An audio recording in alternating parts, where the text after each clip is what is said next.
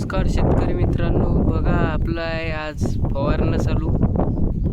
शेतकरी पुत्र झिरोक या यूट्यूब चॅनलवरती आपण व्हिडिओ टाकणार आहे. शेतीविषयीच माहिती सर्व या यूट्यूब चॅनलवरती सांगणार आहे. बघा आज आपलं फवारणं आहे चालू. तरी हे सोयाबीन सध्या तर 17 ते 18 दिवसाचं झालेलं आहे. 17 ते 18 दिवसात फक्त एवढं सोयाबीन आहे, एवढाला झालेलं आहे ते. बघा तुम्हाला जवळून दाखवतो मी. बघा एवढा झाला आहे ते सोयाबीन. हे बघा मित्रांनो, एवढा झाला आहे सोयाबीन. आज आपण फवारत आहे. हे बघा,